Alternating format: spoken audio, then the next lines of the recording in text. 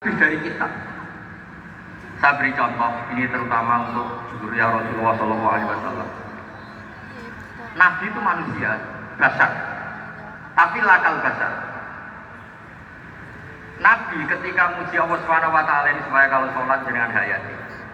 Misalnya pertama muji begini, lakal hamdu mil'us samawati wa mil'ul ardi. Kebanyakan di Jawa memang baca pakai rofaknya mil'u, tapi di beberapa sanad dibaca mil'a, itu urusan erok. Engkau itu saya puji seluas langit dan bumi, seluas langit dan bumi. Seluas langit dan bumi itu nggak keren, karena langit ini tetap mahsurah. As-samawat ini apapun luasnya langit itu tetap terbatas. Bumi apapun luasnya juga terbatas. Apa yang diteruskan oleh Rasulullah SAW? Wa mil umasi kamin sayim.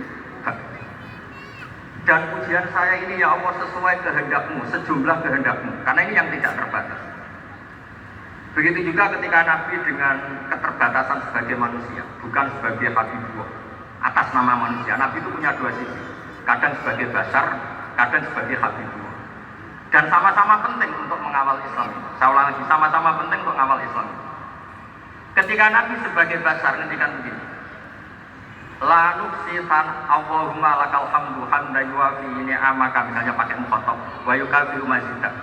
Saya memuji engkau ya Allah dengan pujian yang sesuai jumlah nikmatmu, wa yukafiru mazidah, dan bisa berserasian dengan tambahan-tambahan nikmat. Tapi apapun luasnya nikmat itu terbatas, sehingga Nabi nambahi la uksi sanaan alika anta kama asneta ala nafsik. Saya muji ini tidak terhitung sama sejumlah pujian yang engkau lakukan. La uksi atau la nuksi sana alika anta kama atneta ala nafsi. Sehingga ini kreasi-kreasi Bani Adam yang malaikat itu udah bisa. Saya ulang lagi, ini kreasi-kreasi Bani Adam yang bahkan malaikat itu udah bisa. Ini saya baca di kitab Fathul Bari, ini sarahnya kitab Bukhari. Kata Imam, ini saya ulang lagi, ini kata Imam Ibnu Hajar al-Asqalani, pensarah terbaik Bukhari. Jadi Sahih Bukhari itu punya sarah paling terkenal namanya Fathul Bari. Itu gurunya Syekh Zakaria Al-Ansari. Syekh Zakaria itu dikenal sebagai Syekhul Islam.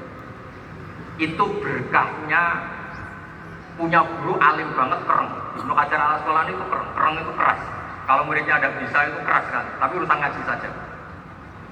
Terus punya murid itu pintar sekali, namanya Ibnu Hajar al-Haytham. Jadi beliau kalau mau ngaji ya susah, karena gurunya itu alim, nyuruh baca. Kalau mau ngajar ya susah, muridnya itu alim, takut salah. Jadi akhirnya pintar. Orang punya murid alim alama itu kan bingung.